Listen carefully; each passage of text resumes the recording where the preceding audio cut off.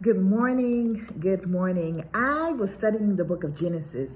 I was reading 30 Days to Genesis by Chet Rodden, and there was just something that was really, really interesting to me that I wanted to share with you all. The first thing that I noticed was he was talking about when the serpent was tempting Eve and how he told her that did God really say that you can't eat any, of the fruit from these trees? And we know that God says that you may eat from all of the fruits of the tree except one. But the enemy in his craftiness twisted what God said, and it caused Eve to focus on the one that she couldn't eat versus the many that she could. It caused her to focus on how limited she was versus the freedom that she had to eat of all of the things that God had prepared for them. That was the very first thing that I noticed. The other thing that I noticed when I was studying was at the beginning, Adam and Eve were naked and they were not afraid. After they were tempted and sin entered into the world, then they tried to hide themselves with fig leaves. And so I found this to be, a very interesting point, because a lot of times the enemy will pervert that which was designed to be good. So when Adam and Eve were together, they were naked. They enjoyed the intimacy that they had with one another, the intimacy that they had with God. But then the enemy came in and it was twisted. And so there are things in our lives that God designed to be wonderful, to be loving, to be a blessing to us, that we have allowed, or the enemy has come in to twist in our life.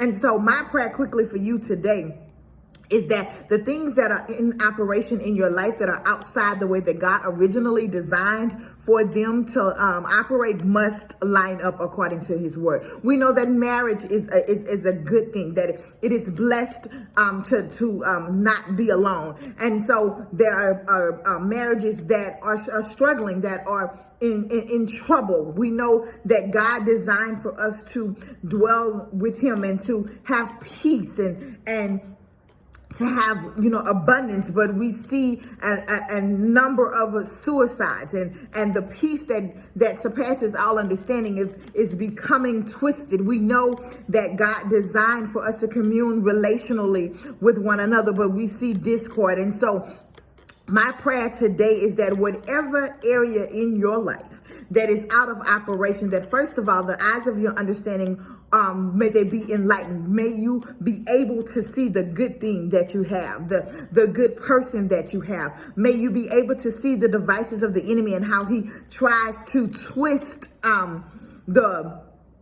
your vision, twist your thoughts, allow you to think that maybe the grass is greener on the other side. Well, the grass may be greener on the other side because you're not tending to the one, that you currently are in. And I heard someone say that. I saw a post like that on Facebook. I want to make sure to attribute that wasn't something original, but it really stood out that as you tend, as you cultivate, as you nurture and nourish, your own grass will be just as green, if not greener. It would be better because it was designed uniquely for you. And so my prayer for you today is that you are able to see the areas in which you are looking at the lack when God has already provided for plenty. You're looking at the confusion and the discord when it is a wonderful and beautiful thing when it is operating according to God's original design, and that you decree and declare that everything that is in operation in your life will operate according to the way that God intended it for it to be, and that you will not accept anything less. You will not settle, you will not move, but you will stand and command that your world align